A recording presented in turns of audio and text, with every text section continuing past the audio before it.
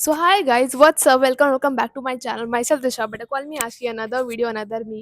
और आज ये क्रेजी सा मौसम देख के मेरे को एक चीज़ दिमाग में आई कि यार ये तुम सनसेट हो रहा है इधर की साइड, इफ तुम्हें ढंग से ना दिख रहा हो तो देखो।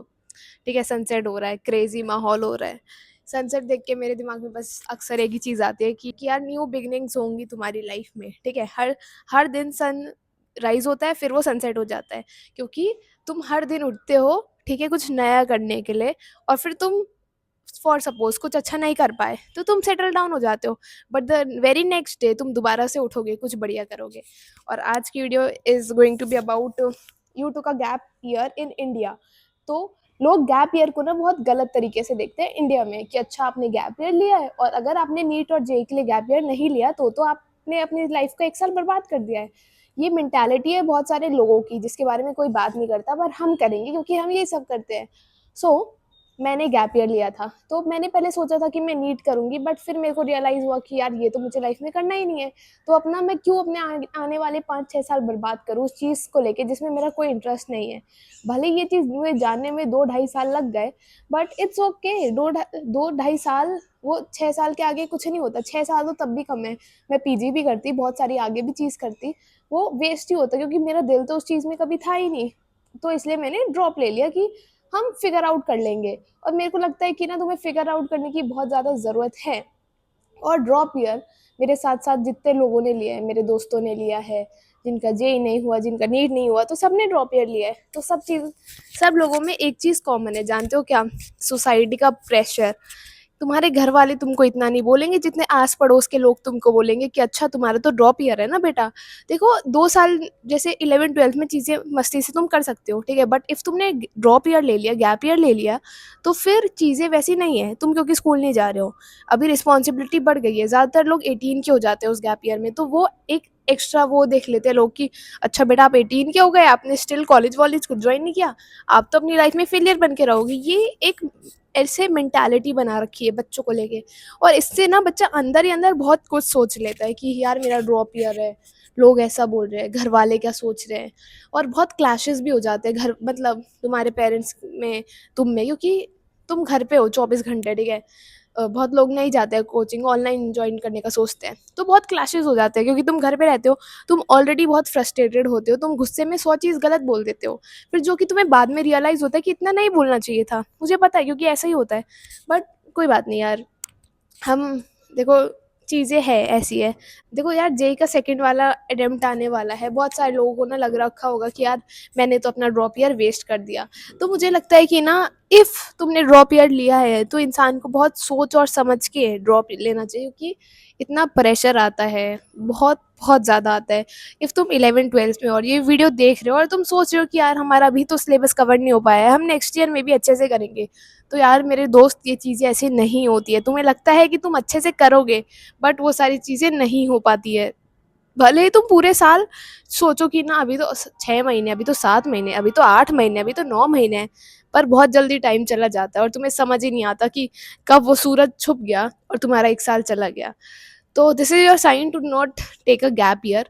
2-3 साल का तो बिल्कुल भी मत लो। जो जो लोग ये सोच के लेते हैं कि ना इस अटेम्प्ट में नहीं हुआ, एक गैप ईयर ले लेता हूँ, एक ड्रॉप ईयर ले लेता हूँ नेक्स्ट अटेम्प्ट में, नेक्स्ट ईयर भी सेम चीज़ होती है। बहुत लोग ऐसे होते हैं जो अपना पूरा बेस्ट देते हैं, बट उनका तब भी नहीं होता, वो एक अलग सिनेरियो है। But majorly of the audience अपना गैप ईयर वेस्ट करती है।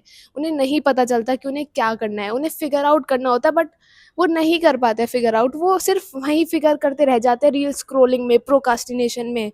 तो ये एक हार्श रियलिटी है इंडिया में ड्रॉप ईयर की, कि ड्रॉप ईयर में बहुत कुछ चीज़ें तुम मेंटली बहुत स्ट्रांग बनते हो क्योंकि तुम्हें लोगों के ओपिनियन से लड़ना आ जाता है, बट तुम बहुत सारी चीज़ें गलत भी करते हो जो कोई सही नहीं करा सकता। बट देखो, ड्रॉप ईयर भी ना एक अपने में एक्सपीरियंस है, ये तुम्हें एक नई पर्सनालिटी देता है, तुम्हें नई चीज़ें सिखाता है। तो बहुत अच्छा मेरे लिए, तो मतलब it was a very nice experience. मैं बहुत अकेले रोई हूँ, मैंने बहुत कुछ सीखा है, बट इसके बाद मुझे एक चीज़ पता चल गई कि हाँ, लाइफ में अभी और बहुत कुछ आने वाला है, बहुत कुछ चीज़ों से डील करना है और ऐसे हम हार नहीं मान सकते। सो ये सारा मेरा एक्सपीरियंस था मेरे ड्रॉप ईयर में। मैंने ड्रॉप लिया था नीट का सोच के, फिर मैं क्लैट की तरफ शिफ्ट हो गई। फिर से मेरी ओएमआर मिस्टेक हो गई, मुझे बुरा लगा, रोना-धोना हुआ। तो मैंने पढ़ाई करी थी रात-रात, मतलब 4-5 महीने अच्छे से पढ़ाई करी थी, फिर भी नहीं हुआ।